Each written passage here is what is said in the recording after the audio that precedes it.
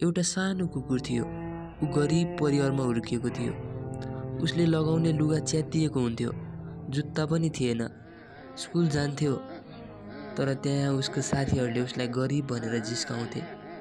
ऊ चुपचाप बस्थ्यो, निकै रुन्थ्यो तर केही भन्न सक्दैनथ्यो। एक दिन उसले आफैसँग भन्न थाल्यो, अब म रुएर हुँदैन, म केही गरेर देखाउँछु। उसले मेहनत गर्न सुरु गर्यो। पहिलो पटक डोजर चलाउने काम पायो। घाम, धुलो, पसिना, उसले डर मानेन।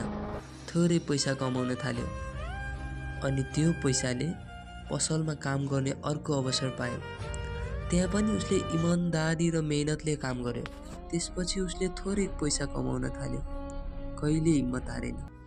पैसा जोगाउँदै जाँदा उसले एउटा ठेलागाडा किन्यो अनि त्यसमा सुन्तला बेच्न थाल्यो। बिहानै उठ्थ्यो, बजार जान्थ्यो, दिनभर बेच्थ्यो।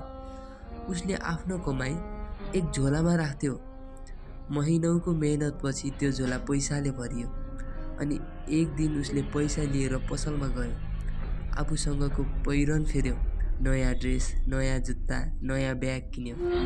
भोलिपल्ट जब ऊ स्कुल गयो, सफा ड्रेस, आत्मविश्वासले भरिएको हाउभाउ, उसलाई पहिला जिस्काउने ती साथीहरू हेरेर अचम्म परे। केही बोल्न सकेनन्। यो कथाबाट हामीले के सिक्न सक्छौँ? नम्बर 1, गरिब जन्मनु अपराध होइन, तर गरिब सोचले बाँचेको जिन्दगी भने सजाय हो। तिमी हिम्मत गर, थोरै मेहनतले नै जिन्दगी फेर्न सक्छौ। नम्बर 2, आज जिस्काउनेहरू भोलि तिमीलाई हेरेर चुप लाग्नेछन्।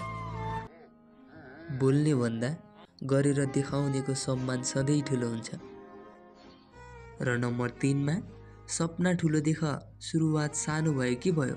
जति ठुलो सपना उति ठुलो सफलता। आँखा रसाउने होइन, आँखा चम्काउने सपना देख। भिडियो कस्तो लाग्यो? यदि मन पर्यो भने लाइक, कमेन्ट अनि सेयर गर्न नभुलिनु होला।